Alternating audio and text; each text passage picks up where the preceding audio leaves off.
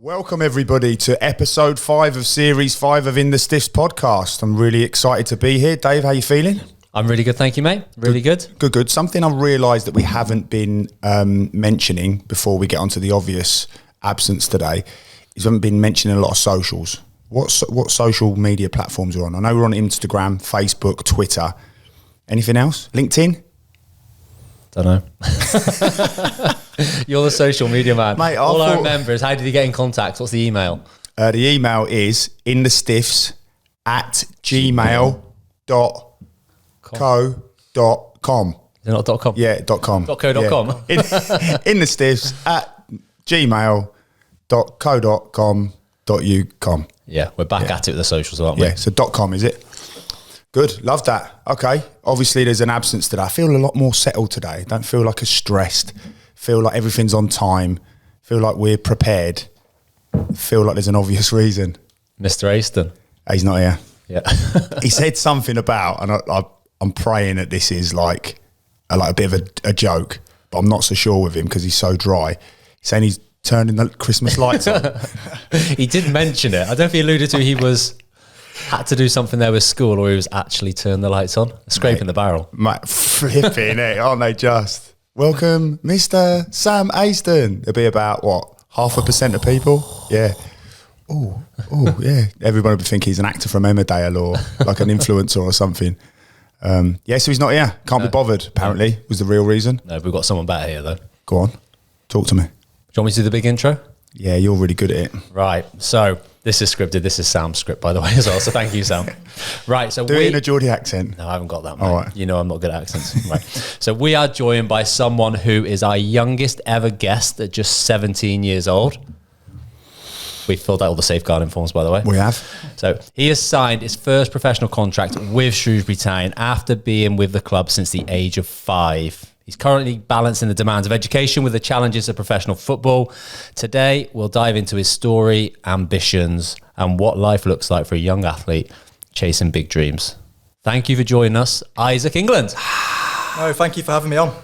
Obviously, from watching all your episodes, it's actually nice to be on the other end actually here. So, yeah, I'm big inspiration of what you guys have been up to. You don't need to give us the big intro, mate. We're fine. How impressive is it? You're amazing. I'm 44 and I can't hold myself like that. That's not that that's saying much. Mate, how are you? You feeling good? So you're happy to be here?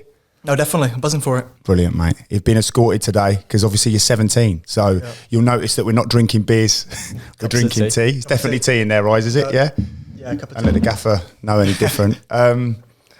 Mate, great to have you here. Obviously, it was a little bit left field from us because we've had a lot of guests, but you're a bit of a talking point at the moment, obviously in the local region, and rightly so. And we were talking about sort of off air your journey and how incredible it is. It's what were we saying though? We were saying just about like right from the start and where you are now, and it's very unique because unique's the key word, isn't it? Yeah, I'd say so.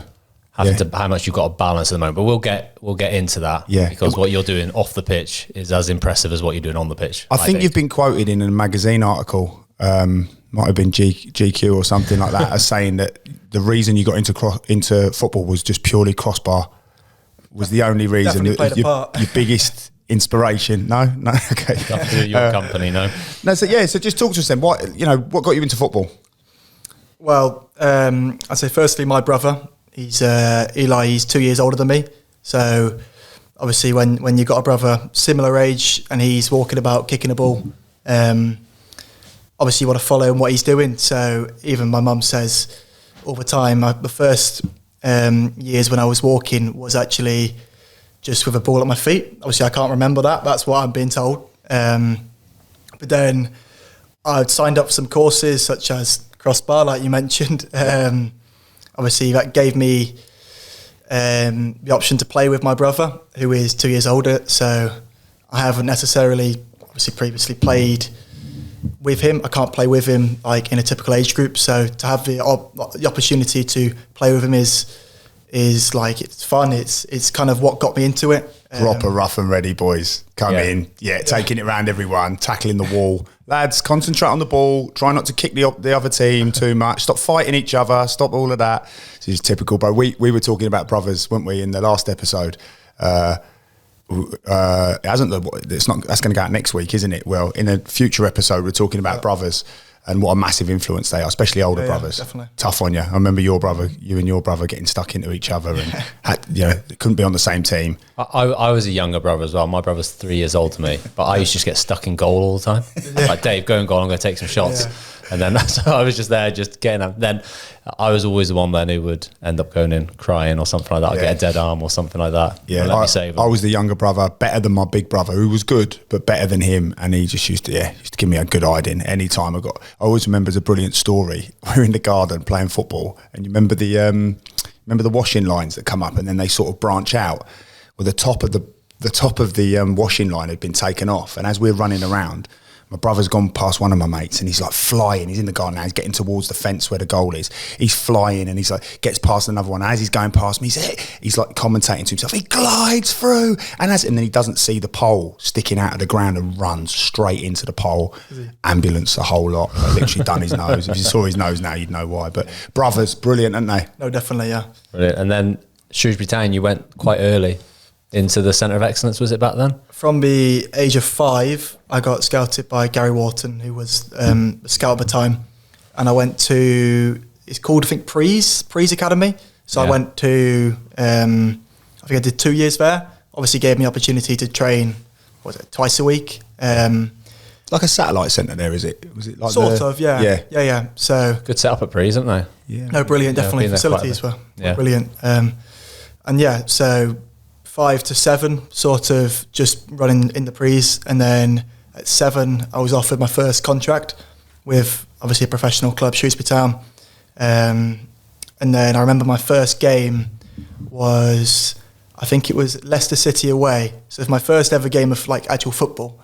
It was quite a big moment for me, and I remember Matt Rains at the time, he told me, what did he tell me? What was his exact words? It was like, Isaac, I think there's someone missing.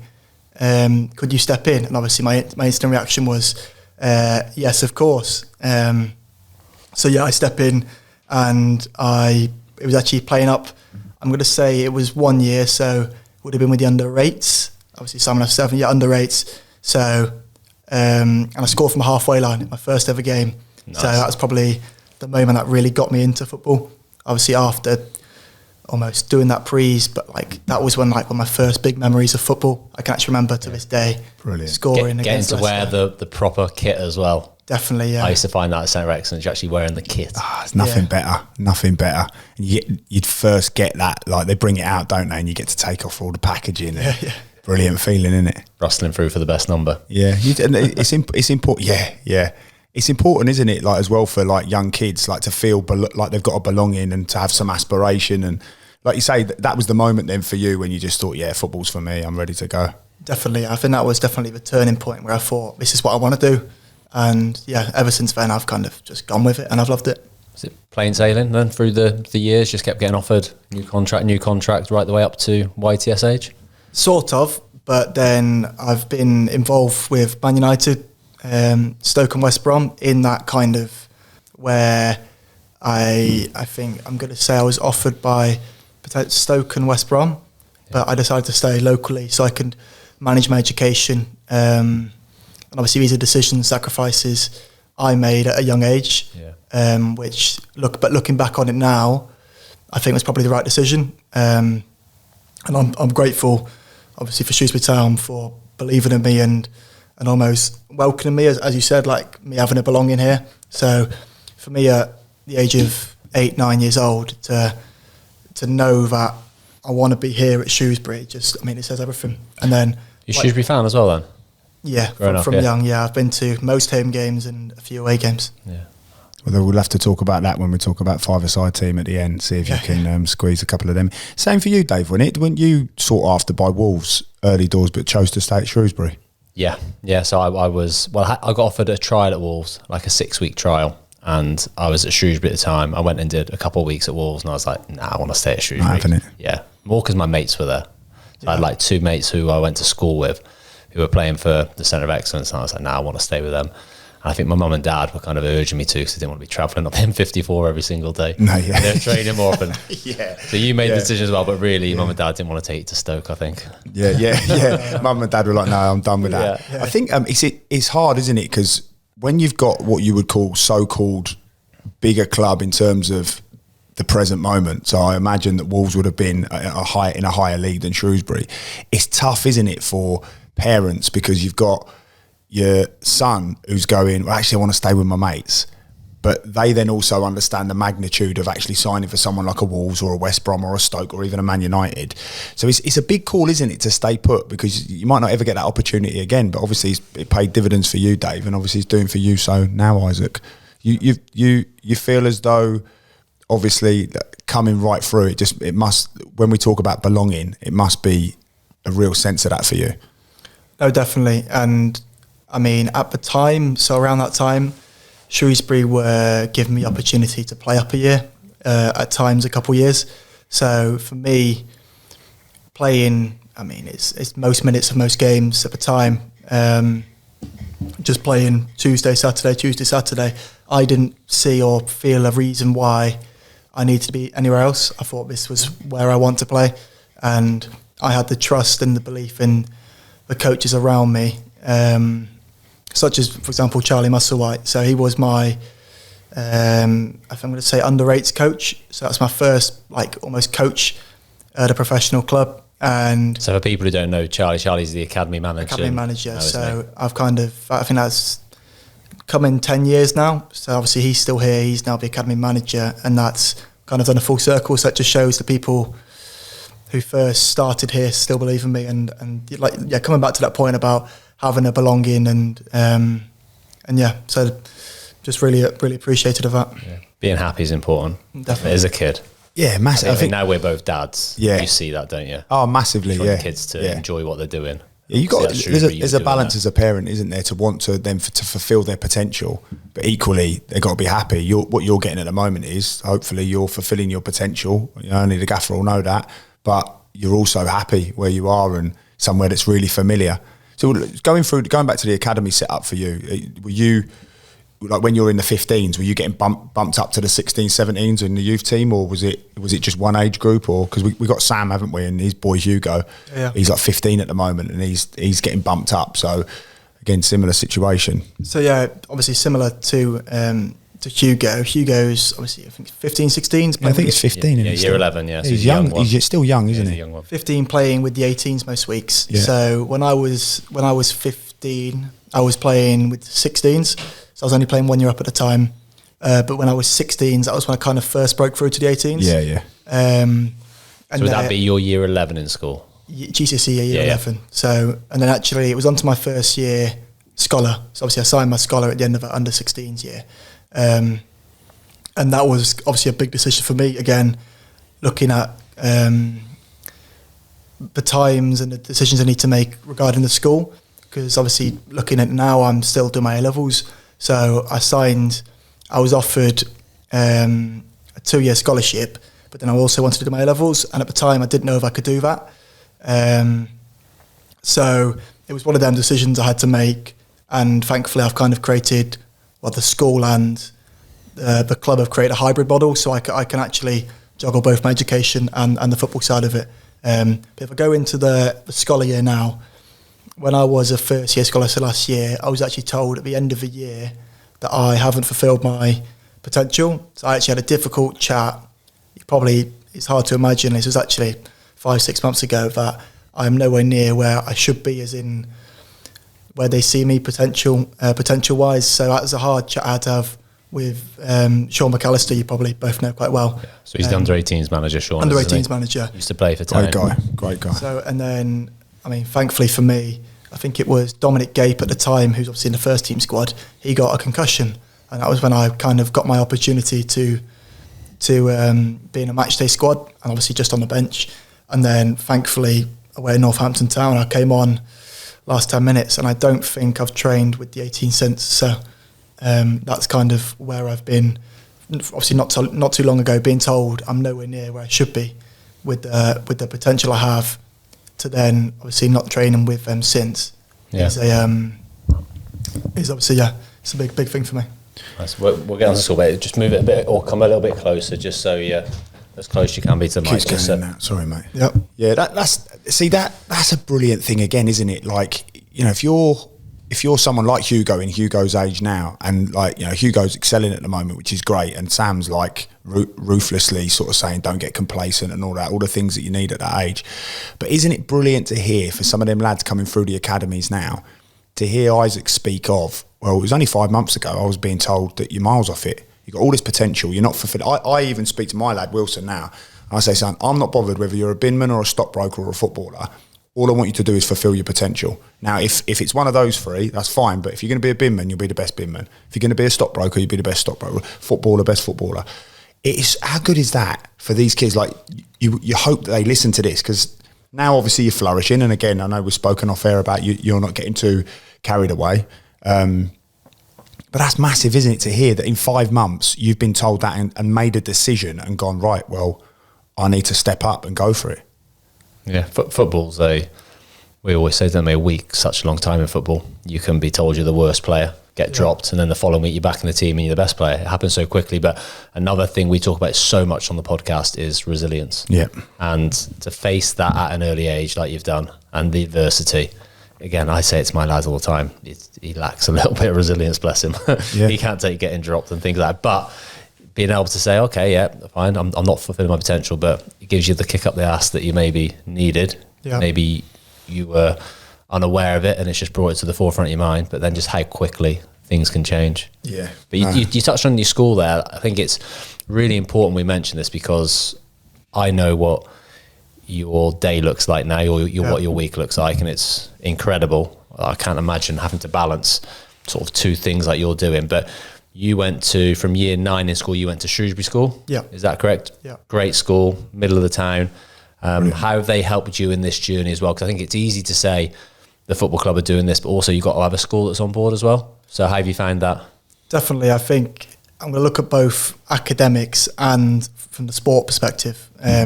Obviously, academically, they give me so many opportunities that potentially I wouldn't have if I didn't go to a school like Shrewsbury. Even from the young age, it kind of gave me. It's a culture. It's a lifestyle which obviously I've dug into. I've become a part of, and obviously, if I look at how school have helped me, obviously juggle my football, I think they've been really flexible. More so now, obviously, having to juggle both professionally, as in when I was from year 9, year 10, year 11, I wasn't full time, obviously, with the club. So it was more training in the evenings, a Tuesday and a Thursday evening, game on a Saturday, and I could manage it. Obviously, I would have to catch up on some work, and they've provided the support for me to do that, but. Were they demanding of that, your schoolwork staying up to a level? Definitely. A good example of that is when I've had these meetings and signing this contract I've just signed, it was on the terms that the contract would almost be terminated if my academics are falling behind. So I wouldn't sign it unless my academics are where they should be. And I feel like that's almost driven me to make sure they're both equally as important, especially because I was on a 2-year scholar whilst on a 2-year, like doing my A-levels, finished my A-levels. So obviously signing my pro halfway through that scholar, it's almost, I'm already near enough, like halfway through my second year of my A-levels. So it's something I've had to almost carry on with. So yeah, when I was signing that contract, that was literally in the terms, in the agreement. My education almost comes first in that. So it's genius, really, isn't it? It's genius, yeah. It protects you. Like if I was your one of your parents, I'd be so happy that you can't fail. Yeah, can't fail. Yeah, because football is that sometimes you might be the best player in the world, but an injury comes along, and then you can't do it anymore. Yeah. And if you've got that behind you, and a lot of people don't see that, they're all in on football, so it's really good for that. But at the school as well, obviously sport's a huge thing. Yeah. So maybe not as much now for you, but year 9, 10, 11. Yeah. Even last year, I suppose, to a degree, you'd have been heavily involved in the football system there as well. How did you find that? Because obviously, I know who the under-18 manager is there. Steve Wilsman, he was my county coach when I was playing for Shropshire. So I know he'd have wanted you playing as well. Was that difficult? It was, and I think that's where the flexibility of both the school and the club come into it. So, I mean, I was playing, even in my first year scholar, I was still playing for school almost as much as the club, which is probably going to sound mental. It's a good standard though, isn't it? It's not like... No, it's really good. Yeah. I mean, for people who don't know, it's called the Huddle League. So it's like basically a Premier League for schools. So I was playing in that most Saturdays if I didn't have a game for the club. And then, I mean, even last year I was playing, I think I won 6-7 games in the ISFA competition. Made it to a final, unfortunately lost at MK Don Stadium. But the standard's really good. And obviously Wilders and Sanks, you probably both know, what you know very well. They've really helped me, and I know from now experience how good and how beneficial the school setup is for me. It again allowed me to enjoy and learn so much about the game through playing and having fun with my friends from school. And I guess that's something in football you don't necessarily get. Like people you're with every day, that culture I was talking about, to have the opportunity to play with them and train with them is just ridiculous. So I think the key word that you say there is opportunity. I mean, like you just mentioned names there. Like Wilders has obviously been in sort of this area, like county wise, involved in football. Yeah, you know, he's at a high level now. You know, renowned coach. You've got Ian Sankey, who's like, you know, he works for the PFA as a coach educator. You know, combining his role with Shrewsbury School. I mean, when you're talking about professional sport and professional education, you've almost had you've almost been playing for 2 academies at the same time, haven't you? Oh, definitely, yeah. I mean, even Wilders is, I think I'm going to say he's the assistant manager for the under-18 ISFA. So that's basically the Independent School Football Association. So almost a private school England as such. So I've been involved in that since under 14. So I wouldn't have had the opportunity to play against Wales, the likes of Chelsea, all of them, like top opportunities I wouldn't have got if I didn't go to the school and obviously be around Wilders every day. The thing that springs to mind, guys, is like knowing that obviously with our boys going there as well, knowing that the level of sport that's going on, you're just constantly enhancing your skill set. You know, whether you're playing fives or you're playing hockey or rugby or football, you're playing all of these sports that are contributing to what is essentially your main choice in football. It's an unbelievable opportunity. Like the word I just keep thinking of is opportunity. It's unbelievable, isn't it? Like what an amazing scenario. And I know that Isaac's a keen sportsman with cricket, golf, even rugby. And I know that even last season you were playing cricket for the school. I'm thinking, the football club might not be happy with playing cricket. Has there been much butting of the heads? You can't say too much. The stuff you've got to stop now, obviously, isn't there? No, now definitely. You've signed a pro contract and in the first team. Yeah. So in the off season last year, I obviously the school cricket season. Yeah. So at the time, I was obviously playing lots of cricket as well. Yeah. Whilst playing the town on a Saturday. Yeah. But obviously now it's literally just football. Yeah. And I think that's something. I was going to say it's got to get to a point, isn't it? Yeah. It's got to get to a point where the school has just got to accept that you've got to get your education done sport wise. And both, like even obviously, you know, from being quite a handy golfer, golf is something you can do around football. As in, it's something. It's not like a cricket or a hockey or you're walking around, or if you get in a buggy, it's like almost like a recovery day, isn't it? It's almost a recovery day, active recovery. So I know it well, Ice. I mean, I'm surprised you haven't mentioned me when you've spoken about golf, mate. There's a running thing going on at the moment. Dave is a good golfer because he doesn't do anything else in his life. Some of us have to work. That's normally Sam's line, isn't it? So I'm the second hardest worker. But go on. Sorry, you're saying golf. Well, I've heard you're getting into golf now. I am, mate. I am, and I'll tell you, I've got this injury in my arm, and that's the biggest excuse I've got. Do you know what I was saying the other day? Literally went to the driving range because I've got to try and get some in because we're definitely we're talking about doing a bit of a get the balls out again, aren't we? Yeah. Which is we'll talk about that. But I think we should get some of the Shrewsbury lads involved in it. Yeah, 100%. A few golfers there, isn't there? Yeah. I went to the driving range the other day. Honestly, I came away from there genuinely believing I was going to be signing up for the Open next year. I couldn't believe how good I was. And then I literally went the next day and I thought, I've cracked it. I know exactly I know what I'm going to do. I know where to hit it. I know which club to use. It's like I just sewn my arms on the wrong way. Yeah, so that's the most dangerous point. When you think you've cracked it, you're about to have a bad round. Yeah, and when I say I was good, I was like bang average good. Like good for me is what I mean. But then the next day, it is a good sport. And like you say, it's what I like about it. It clears your mind, good for recovery. Like you say, you can jump on the buggy. So I'm sure you're doing stuff like that. But I'm sure the school now just have to accept, when you're signing professional contracts. And I know they're a massive part of it, and your education's obviously got to be up there equally. But in terms of like playing cricket for the school and stuff, none of that anymore. No. I think there's a sacrifice I've had to make.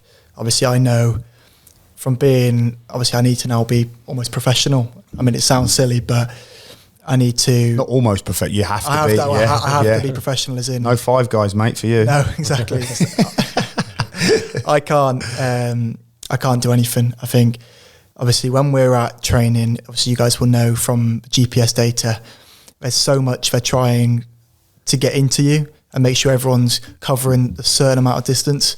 So if I'm going away and doing something, it's going to really mess up not only the data, but for me personally, I might come in on a Tuesday and just think I'm nowhere near the level here just because I've done extras or almost tried to do too much or not being professional. So but a sacrifice I've had to make, but I mean, that's all part of it. You both will know. And one other thing I wanted to just ask you about, sort of finishing off the chat about school. Tell us what your day, well, not what your week looks like now, because I said about it at the start of the podcast about being intense.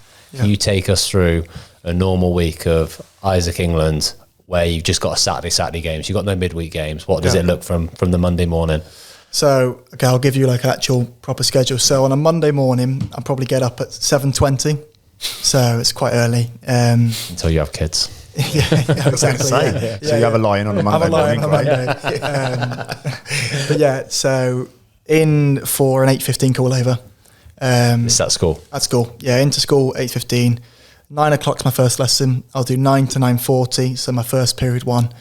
I'll then get my mum, because I don't drive yet, to come and pick me up from school. And then I need to arrive at the training ground for 10, so 20 minutes to get from school to the training ground. And then, I mean, you guys will know I have to do, obviously, prehab. Yeah. I have to, at the moment, I have to strap my foot. I have to do so many tests when I get in, flexibility, hydration, probably a meeting, obviously, before I train. Probably, I'm going to say around 11-ish. After training, it'll be gym. It will be, I'll have to go get a takeaway box from Dave, who's the chef. Brilliant takeaway box, and then he's amazing, Dave. He's brilliant. His food's brilliant. And I have to get my mum again, because I don't drive, to come pick me up. I'm going to say around 1:20ish. So then I eat my food in the car. I'm in straight in, getting changed in the back of the car into my uniform, went to my suit, and then straight into lessons at 2 o'clock till about 4:15. And after that, I kind of get an hour and a half of me having to catch up on the work I've missed until about 6 o'clock. In for dinner at school, 6 to 7, and then it's up to me what I want to do. Sometimes I go to Ballantyne or recover or just chill out. But that's a typical Monday. Tuesday is very similar. The only day I'd say which really changes is the Wednesday. Obviously, we do Monday, Tuesday, get Wednesday off. So I'm in basically school all day, so I'll be in lessons from, I'm going to say 9 till about 1 o'clock, so that's five lessons, and then in the afternoon it's watching either the first team football or just supporting whoever's out playing. Class act. Yes. Stay around and support. Definitely, that's one thing I have spoke to Will. Watch your mates play. No, definitely. One thing I spoke to Will is about, and I emailed him before the year started. I said, look, whatever happens with my football, I do really want to stay involved in it all. If that's me coming and helping and coaching out, coaching the team, or me helping some of the younger years, then I really would like to stay involved in it, because it's something I have missed and I will miss from not being able to play. And some of the hardest things is watching on the sideline, knowing that like it's your teammates, you want to help out, especially when they're losing games. It's hard, but it's a great trait to have, though. Definitely. I mean, probably from those 2 days, you can tell I'm quite a busy man. And then to Thursday, Friday. Well, Thursday's the same. Friday, Is that a bit different because you might be travelling away or match prep or anything like that? So yeah, it depends. If we have an away game, we'll most likely travel the day before or an early kick-off. We'll travel Friday. So my Friday would look like if we are. So for example, this weekend we're playing Fleetwood away. So we're going to travel on the Friday. So I get up at 7:20, which I lie in. And then I'm in 8:15. I do one lesson again, 9 to 9:40. I get picked up, take to the training ground. I train and then go from there up there, and that's my week done. I know I was driving down the M40 and I saw the BBC Radio Shropshire Stu Dunn go past me. I thought, oh, who's Shrewsbury got tonight then? And then I spoke to your mum on the phone and she said, yeah, we're on the way to Northampton. So whilst we were going to Brackley in Northamptonshire, you were all going to, everybody was going that way. But I was like, shouldn't it be at school? But obviously, so on a Tuesday midweek as well, if you've got that, you'll need to leave school earlier as well. So that's more catch up for you. Yeah, so if it's much harder to do a Tuesday, Saturday, because that just means I'd miss my free afternoon lessons on a Tuesday at least. But you've got to catch up.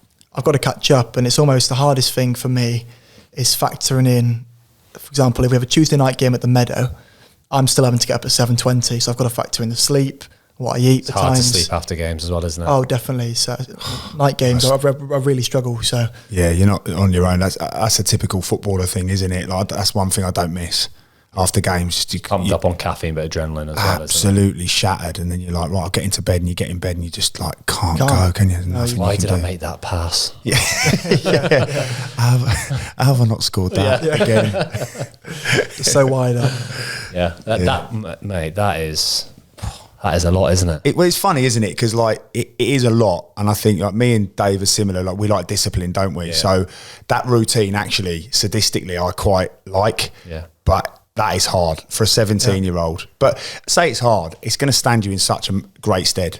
Like no one's going to be working harder than you at the moment. It's such a great grounding, isn't it? Yeah, and as long as you say it's impossible for you to cut corners with the demands of what the football club will put on you as a professional footballer and what the school is. You're getting the best of both worlds, but you just don't get the free time, which most 17-year-old footballers get. But what about your pals? Like obviously they'll be overly supportive, won't they? I'm sure. I'm like, I see how well you all get on, but do you get any time with your mates? Are you getting any chance to chill out? Or I'd say I do get a couple hours most days. Because your mates are at school. Because your mates are at school. That's the big thing. Great. You're in and around everything.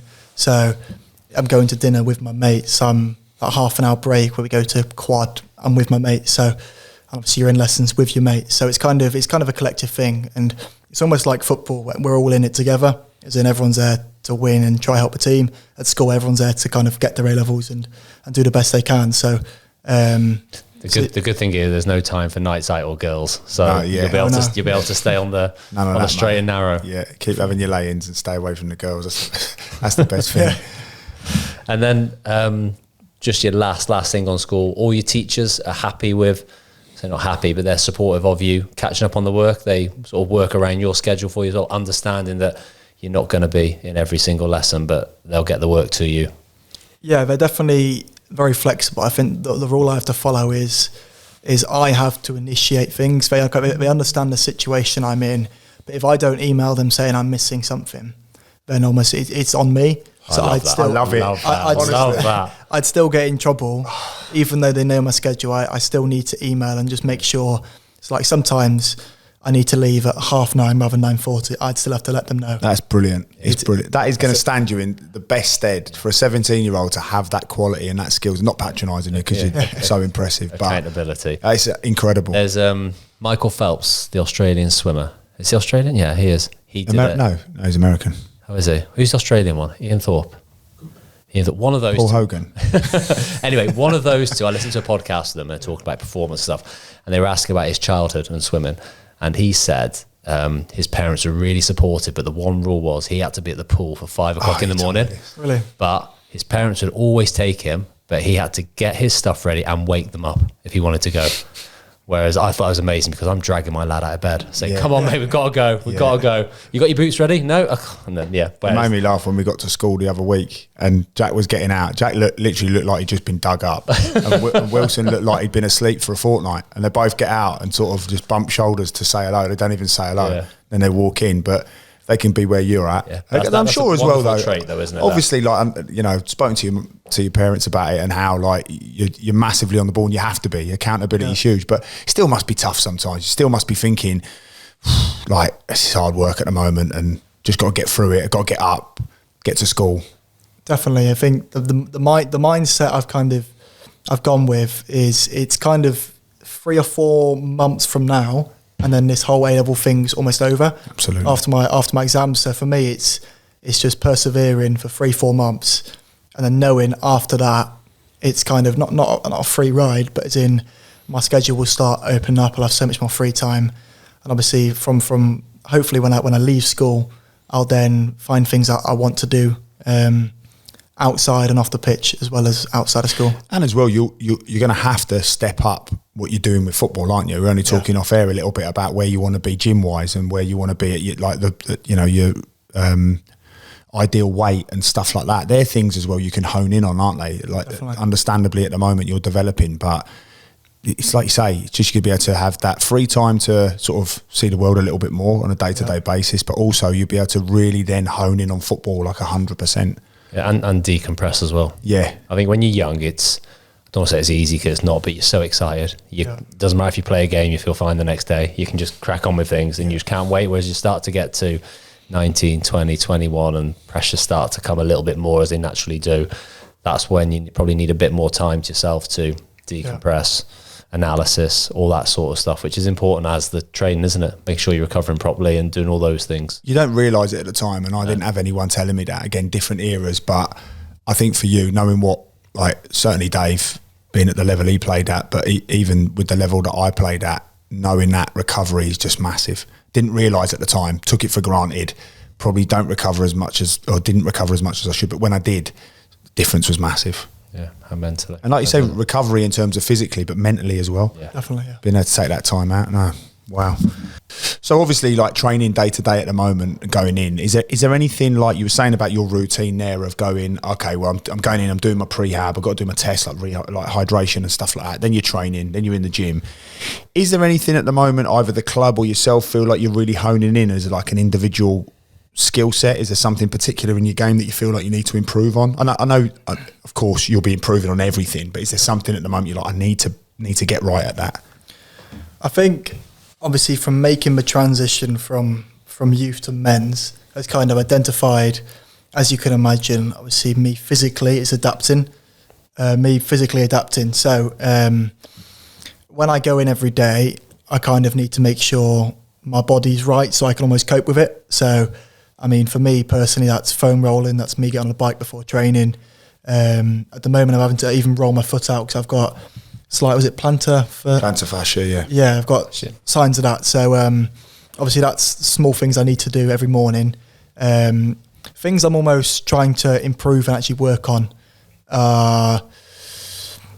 I'd say the out of possession, almost sides of the game. I'd say when you're playing youth football, you want to get, obviously being a midfielder, you want to get on the ball, you want to express yourself. But I think one of the big learning points I've taken from this season especially is you can't express yourself and you won't play unless you do your defensive duties, and that will always come first. So for me, it's analysing games, and it's almost the errors I make is where I'm learning from. So in training, it's almost just making sure positionally the most disciplined. So yeah, so it's if I'm not in possession of the ball, I'm always thinking in training at the moment, especially, am I in the right place? Who can I learn off out of possession, especially?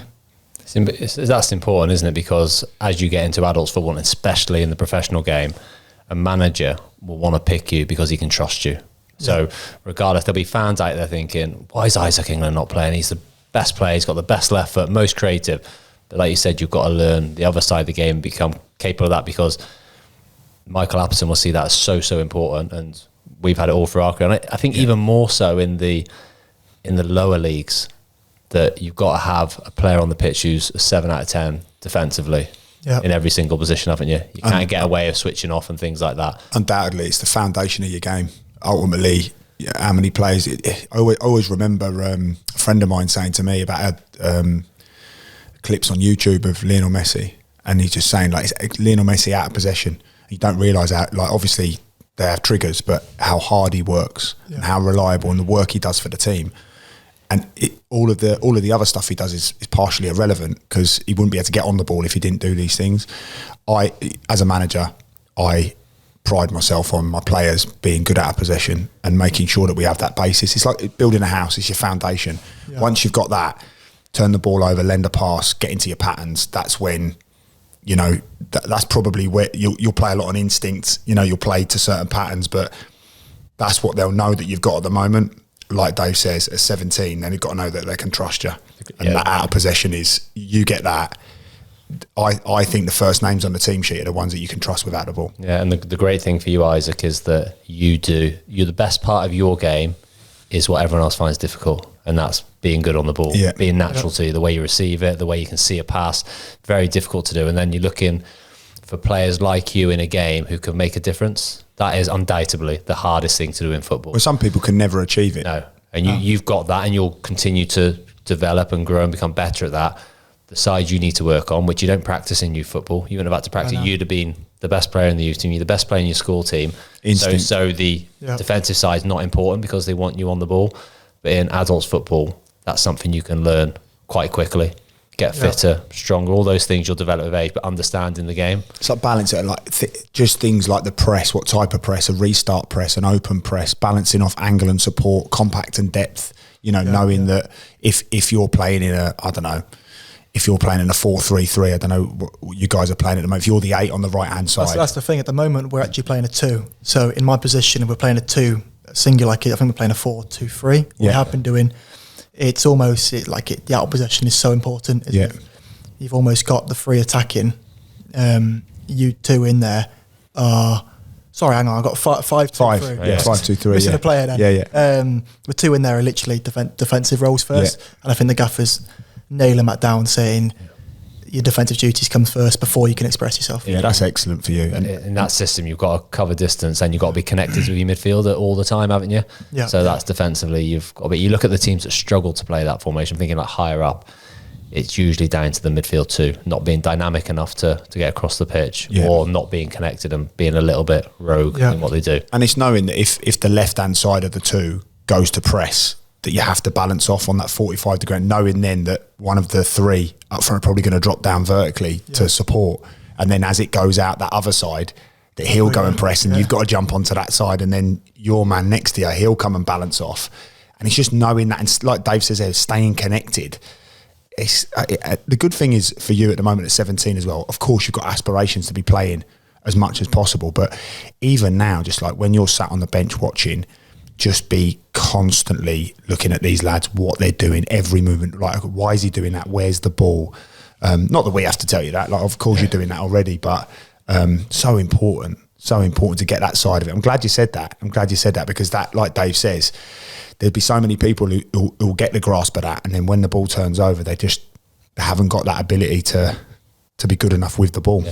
And some of the players who play Premier League football in midfield can't do what you do with the ball, but they are elite out of possession. Obviously, that's the thing you can learn, isn't it? So you'll develop and get better in that. Do you find it difficult, the intensity, obviously, of first team football compared to what you've been used to? So you're talking about work off the ball, but then when it turns over, you sometimes knackered when you do get the ball, and then your decision making then might be a little bit hazy and all those sorts of things. How do you find that side of things, the tiredness in the game, staying switched on?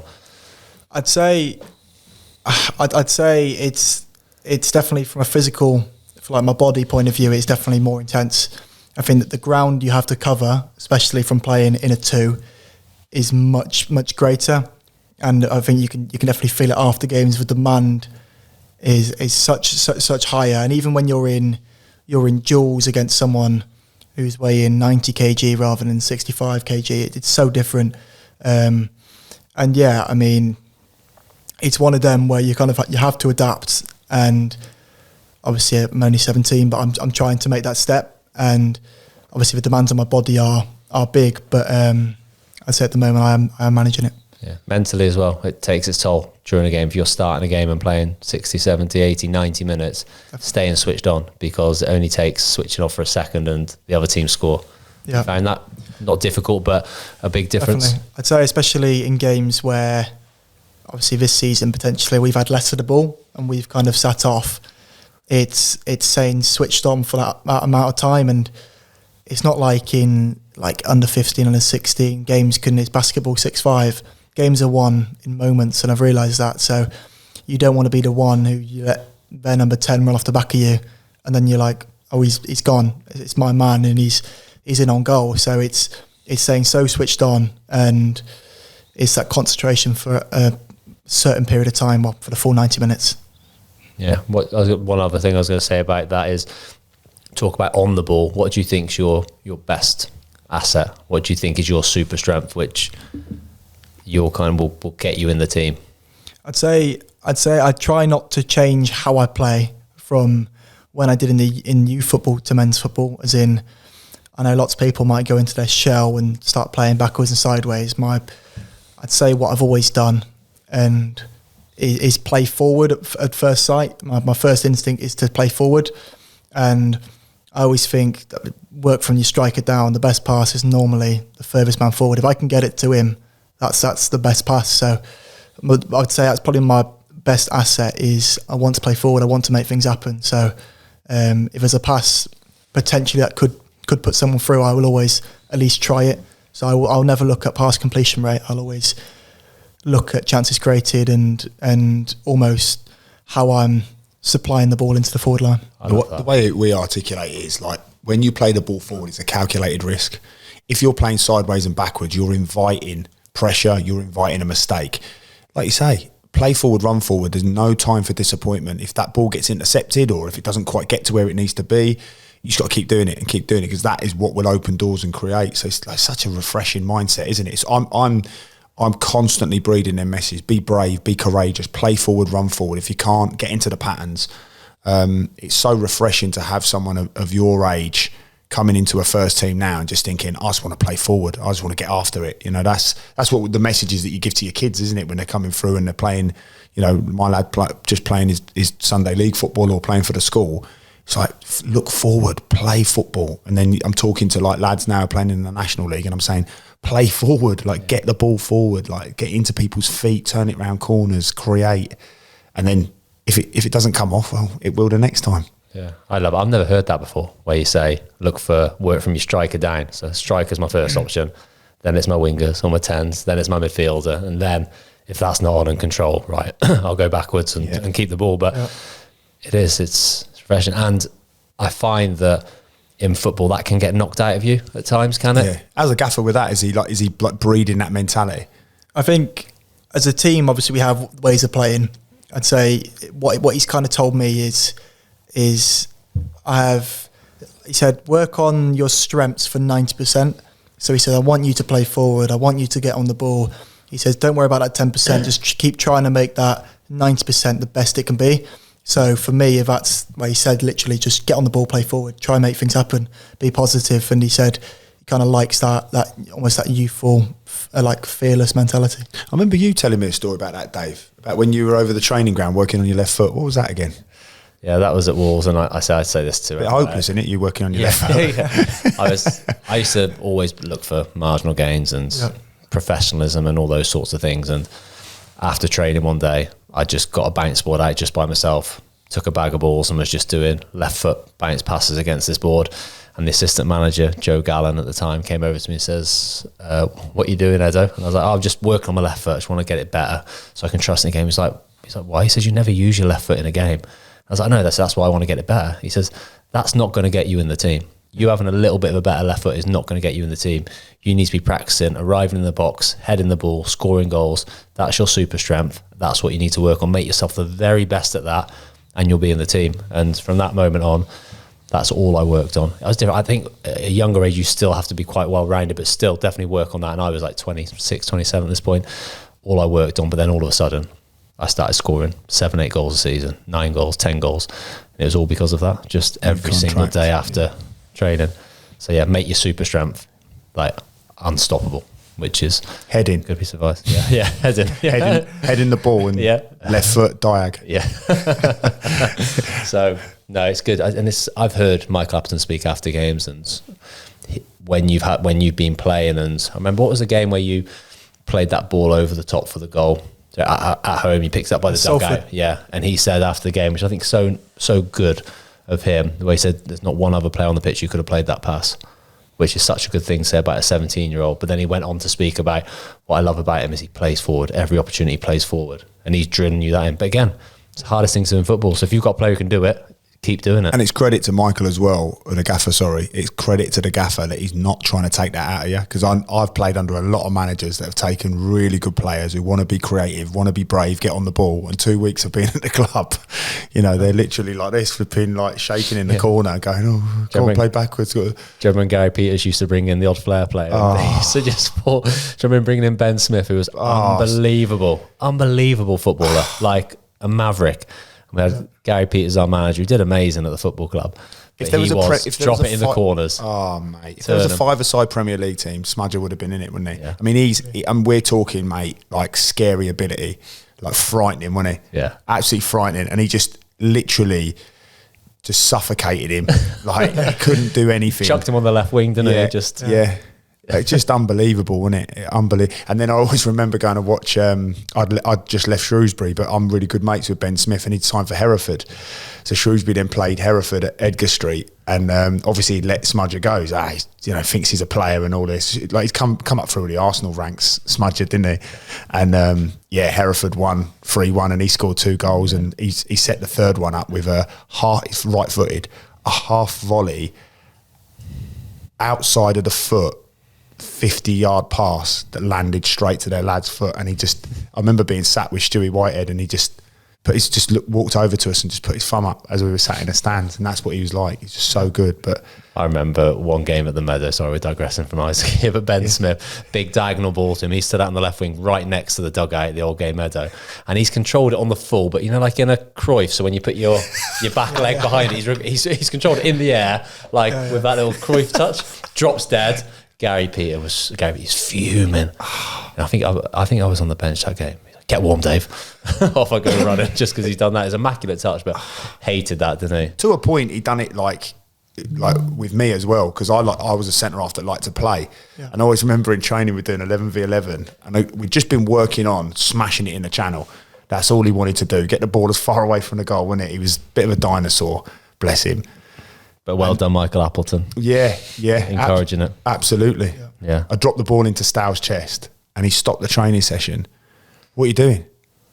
I was like, I just dropped it into his chest. He's like, no. Smash it in the channel. I was like, there's no one in the full-back's in. I just want to drop it into Stow.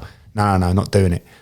So the scenario came round again, and I just looked at Stow. He's on his own in the centre of the pitch, and I just looked at the channel, and the full-back was in there. I was like, I can't do it. So I dropped it into his chest. He's like, you might as well go in. I went, I'll go in then. So I started walking in, and then that was it. Then Mick Wadsworth come over. But like you say, you've got managers like that, and it's full credit to Michael Appleton that he's like going, get the ball, play forward. And as well to say it publicly that no one else could have done that. Class for you. Yes. Yeah. So far, I know you've only had a really short career so far, but what's your standout moments? You've said it earlier, So I was on the bench against Salford. You're not going to say coming on the In the Stiffs podcast? That's up there.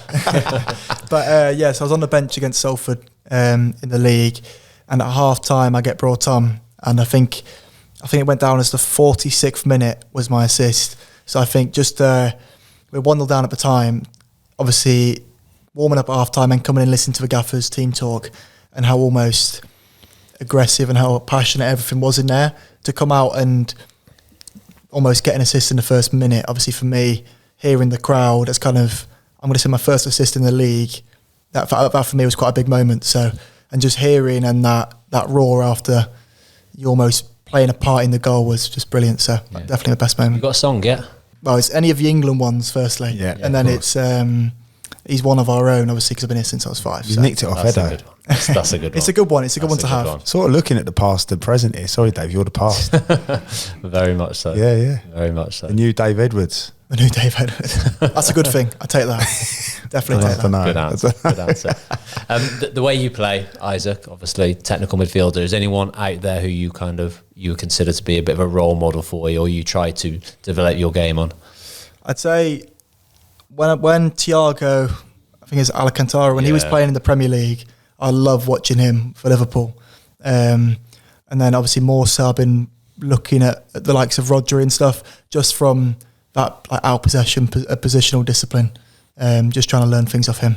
Yeah. So, but definitely I've always been a big person like watching football. So even when I came down to the Meadow watching, obviously Luke Lee, he was kind of the one I remember. I learned a lot off him. So it's mental because that only seems like a couple of years ago. I was going to say, flipping it. Feels like he only just left in the January window. It's mad. Yeah, youth. I love it. So we're just moving on here now, just like some goals for you for the season, some short-term goals. Because like you say, where you are at the moment, it's a really good place. You're not getting complacent. You're not getting carried away. You need to set yourself some short-term goals to benefit yourself. Anything that springs to mind?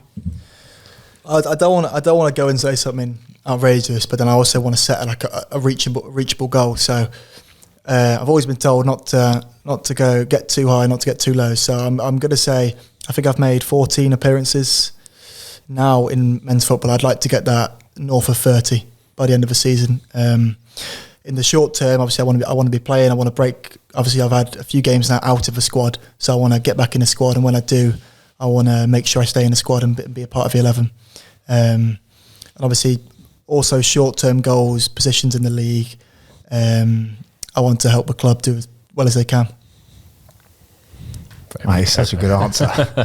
No flaws in there. It's going to be a tricky question. That it's like so good. But there, like I was speaking to your mum before about it. There's ups and downs in football, and times where you'll be in and out of the team. But as a young lad, you just got to accept it and just control the controllables. Make sure your attitude in training doesn't drop. Keep going, and say you'll get back in. Michael Appleton has got an unbelievable reputation at developing young players. Yeah. So listening to him and sort of taking him on board and not get too disheartened. I know it's hard. Everybody wants to play. There'll be times where you think, I should be starting. I should be in the squad. I should be coming on. I should be the first sub, whatever that might be. Yeah. It doesn't happen. You've got the long journey back from an away game to think about it, get moody about it. But then you have to kind of pinch yourself. I'm only 17. There's no other 17 years old in and around the squad, and try and just, control the controllables. Yeah, be ambitious, but don't run before you can walk, I suppose, isn't it? Yeah. It's that sort of analogy.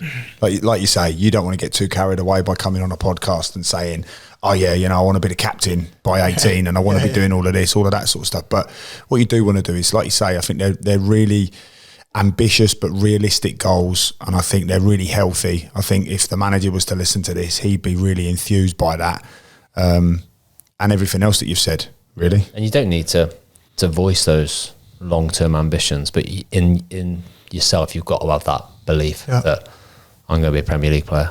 One day I'm going to be a Premier League player. I'm going to be hopefully represent my country. You've got to aim for those things. I have no doubt with the ability you've got that you can really have an unbelievable career. So never lose that. But I say it's difficult to come out and to voice that, isn't it? Well, we wouldn't ask you to do it, but the truth is, like Dave says, you've got to have that in your head. But I think those short-term goals are like immense. I think they are very ambitious but very realistic. So, and again, I don't, as my son would say, I don't want to glaze you, whatever that means. I feel sick. I feel sick that you've just said that. It's a big yacht too much. But I watched when you play Chelsea under 21s, and these are kids. I was at the game as well, at one of the best academies in the world, really. Got a bit of a dab on that night, didn't you? Chasing around them, lads. Flipping it. They want to play a bit of football, don't they, them lads? But if they'd have dropped you in a Chelsea shirt that day, you would not have looked at that place. I think as a set, you were probably the best. A lot of them are older than you, weren't they? Definitely, yeah. So it's quite unrealistic, really, for the level. But what I think it does give you a taste of when you do, hopefully and undoubtedly, go through the leagues and you end up like that. That was a very different game to what a league game would be. But again, when you talk about your work out of possession, that was the out of possession. That was the game where I realised it's so different. And obviously, I know Chelsea were obviously younger, but like I think they had. I think we looked at the stats after the game. They played so much in their own around their 18-yard box, and it's just shifting and jumping, pressing your man and dropping off. It was such a different scenario to what I've been used to. So that was kind of the first moment where I realised that out of possession is a big thing. Well, I know exactly what your centre-half teammates would have been thinking that night. I do not want to be stood on this halfway line against this lad here. That's the last thing they would have wanted. But it was just such an in terms of the game for the league, it was such an unrealistic game, wasn't it? But again, so good for you to go and be aggressive and press and jump on them, and especially when they're so brave with the ball. It was good. It was a good watch, wasn't it? Yeah, it was. Yeah, and you did really well. Did you get the lads Really well. from behind you, defence? I used to get Gav all the time, screaming at me. Left shoulder, right shoulder. Wanting you on his toes to protect him a little bit. Yeah. As you can tell, good at talking nonsense. I'd say when I first started playing, it was more just looking after me out of possession, making sure, like, just reminding me, like, right shoulder, left shoulder, coming on to Isaac, stay with him. In possession, they've kind of let me, like, almost, what's the word? Leaving me to it as such. But out of possession, you do get, and like, even if I do like leave someone and let him run off me, I will get a talking to.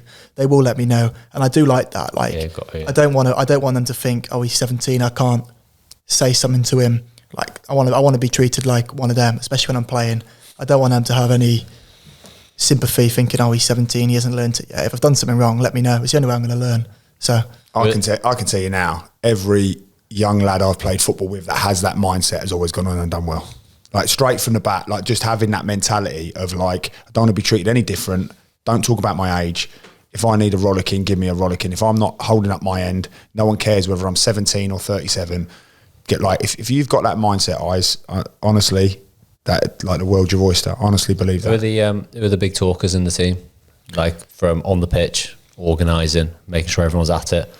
I'd say Boyley, because obviously when I'm playing on the left side of the midfield, but Boyley's the one who's normally talking to me.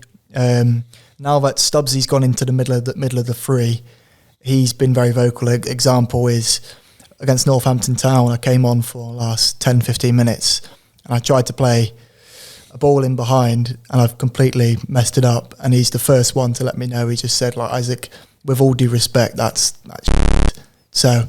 Like, did he say with all due respect? With all due respect. Because if he did, fair play's a better man than me. Yeah. But, like, I'd say, obviously, you guys will know, the back line obviously have, because they can see the whole game, from especially in the team we have at the moment, from the personnel, they are lads with experience, so they're always, well, they can see what I can't see effectively, so they're always there to help you. Yeah, they're always there to help. It's the hardest position, centre half. It's the toughest position. You lads wouldn't understand. But it is. A shout from Will Boyle will save you 20 yards of running if you know he's on your left shoulder. Left shoulder, yeah, little one. If I was good at anything at football, which is debatable, talking was the. And you know, Dave, like, the one thing that if you were playing in front of me, I would be just directing the whole way. There's nothing that you'd miss as a midfielder, as a forward, whatever it would be, like, there's nothing you'd miss, because that's a controllable for me, talking. And centre half should be doing that, and especially for a young lad like yourself to be getting that, like, communication in football. I remember, funny enough, years ago, Mickey Moore used to do a session when we were at Nuneaton, and he used to say, right, next 5 minutes no one's allowed to talk, and it was the worst. Like, I used to hate it when he did it. Yeah. Because you're running around, and what he would try and do is just highlight how important it is, and I couldn't stand it. I was like, why are we doing this? But it was just the appreciation of communication on a football pitch. So it's good that you've got them, especially having, like, again, falls in line with you, doesn't it? Having experienced lads in that back line is so important. Yeah. And how do you find it from a talking point of view? That's something I struggled with when I was younger, like, being a voice, even on the pitch, asking for the ball and demanding the ball. I find that quite difficult. I'd say always in my youth days, I've always been a leader in the dressing room. Like, I've worn the captain's armband quite a few times for the club in my youth days. So when I go into men's football, obviously you have people around you who have so much more experience. Someone with 300 games versus my 5, 6 at the time. Obviously, I'm going to listen to them. I want to learn off them. But for me personally, I feel like I do try to get involved. If we have meetings, if we have discussions, I will pull, for example, a Boyley and voice myself and say, hang on, why are we going long here from a goal kick when we've just had success playing out from the back? And he was like, it's a good point. So I do try to voice myself, obviously in different ways, obviously respecting the older lads and their opinions, and obviously the gaffer and the way the club go about their work. I don't think anyone would not want you to voice it. I think it just, again, it's as long as it's done in the right way, isn't it? It's fine, a real fine line, isn't it? Yeah. You got to train. If you're doing it respectfully, that's fine. But we all know young lads who have come into the dressing room and just been a little bit too chirpy, and the pros are desperate to Definitely. knock them down a peg or two, aren't they? Well, they normally get pinned up at the changing room. Especially as obviously from being a midfielder who wants to get on the ball, there's at times where I might want to show football, and in my head I want to get on the ball, and someone's played like a diag and it's perfect, it's worked out, but then so it's those little things where you just got to, it's communication. Because it's on the flip side, you're going to have all of these ideas, aren't you? But then again, some of them experienced players, you'll be like you were just saying there. Why are we going long when we just got Joy playing at the back? But there's sometimes when you're like going, give it and sit, and you go, hang on a minute, it's 2 minutes to half time. We're winning 1-0. Like, don't come and get the fit. So so that's a great learning experience for you as well, isn't it? It's like you're just learning all the time. So obviously, like, we've adhered to your age at being 17. I think that's why, your journey and your, working week, as it were, with school and football, it's pretty extraordinary, Eyes. It all started at Crossbar, obviously. Big shout out for them, for our guys.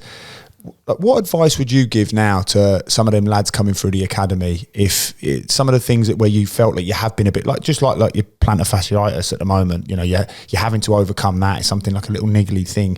Yeah. What it might be that, it might be injury, it might be setbacks. What sort of advice would you give to some of them lads now coming through the academy? But yeah, and advice I give, like I said on the last question, it's don't get too high, don't get too low. And I was told that, so like, even when I was offered my contract, I knew at the time, obviously I had to, and I wanted to celebrate, and I kind of took a couple of days to like almost appreciate that. But then straight after I realised it's kind of, although I've signed this contract, it doesn't really affect anything in like the present, if that makes sense. As in, I've still got to earn my way into the team, I've still got to play. So it's not get too high, not get too low. Like even the last end of last year when I was told, it was quite a low point for me that I massively underperformed.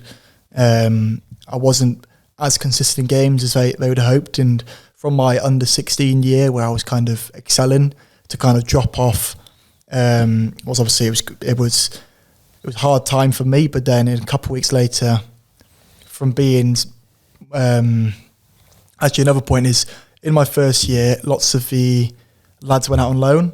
And at the time I thought that was like the thing to do, and they promised me like, oh no, honestly it's not the right thing for you, you should stay here, play every minute of every game. And at the time I wasn't happy with it. I was asking questions, but then everything almost fell into place. It worked out in the end.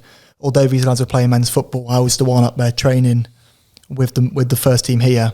So yeah, it's not getting too high when you're rewarded, things are going well, and not getting too low when you are told the likes of you're underperforming, you might not be good enough, you need to work on this. It's kind of just finding a level ground. That's really good. I didn't learn that till my mid-20s. I've only just learned it as we're talking now. Yeah. No, it's amazing advice, and I honestly do implore some of these lads to listen to this podcast and just like what an inspirational last hour and a half we just had there. Just again, like I can't wait for Wilson to listen to this, and I know you'll be Jack. Yeah, teenage boys, girls, anyone aspiring to be not just football, any sport, isn't it? Really, got to do the work. Got to be disciplined. No shortcut. Priorities. Amazing. Yeah. So, 5-a-side team. How are we going to do it? Because we spoke a little bit off air, didn't we, about how we normally do the 5-a-side thing. Is it's players in your career that you've played with. Yep. Dave's wasn't great. He had what was he called? Bale, but Gavin Bailey. Yeah, who'd you have in there? Gareth Bale. Yep. Pathetic. Who's the other one? Aaron Ramsey. Who else? Joe was in there when he's the keeper. Joe was in goal. Who else did I have? Yourself? Maybe now? No, I didn't get it. Nowhere near it. Not even in the squad. Did I have Conor Cody as centre back? Oh, disgusting. Dave had a really good one. I had Jeff Minton, didn't I? Your mate Jeff. Non-league Diego Maradona. But don't put our teams up against each other. No. So how should we do it with Eyes then? Should we maybe what about some of his teammates now? Just to get you in a bit of hot water in the change room if they listen to this. The captain's like, Isaac, why am I not in the team? Yeah, teammates or any from this season or last season. Let's go this season or last season. And instead of getting people in hot water, we say the best training players. Good. That's So how it we could still do be the it. best rubbish. But Yeah. if you were picking a five-a-side, because it's So very you could be like, different to a match Stubbsy, day, isn't it? you're the best on a match day. You weren't in this because this is specifically training. Yeah. You save it for a match day. Yeah, So you can choose the formation. so you Obviously, don't can't- get too much can't- of a rollicking. You can't do what Gav did and just pick a team of defenders. It wasn't like that, Eyes. Yeah, It was. We weren't sure of the formations at the time. I was probably the first one to do it, so I was like the 1-4. yeah. 1-4. I went with 1-4. Yeah. I had 4 at the back and 1 up top. Hit the big man. Yeah. Anyone that springs to mind? So I'm going to play a 1-2-1. Yeah. So I'm going to Yeah. go for Goalie first. Will Brook in goal. Nice. He's done so well, hasn't he? He has done well. I'm trying to think who did I train with from the previous year. How old is he, Will Brook, now? He's 21. He's still very They're young. mates, 20. that's why. The mates. Yeah. You put your mate in there. I've seen what's happened there. Right. So he's your roommate, is he? No, Who do you room with on away games? On my own. I can't. Under Safeguard 18. him. Ah, of course, I get my own double bed. God, that never happened with me. I just you got get thrown weird- in weird with old flipping- bro. Yeah. Double bed and an ensuite every away game. Everyone They can else is in tease all duels. night. Yeah, literally running around. I even had to massage a player once. I had to massage his legs. I was like, I'm not that masseuse. He's like, there was no one else to do it. Yeah. Horrible. Go get me a Mars bar from the shop. Yeah. Okay then. Oh, you have it so easy, Eyes. So go on, your So, mate. Defenders. Will in goal. I'm going to go for Sam Klukas at the back.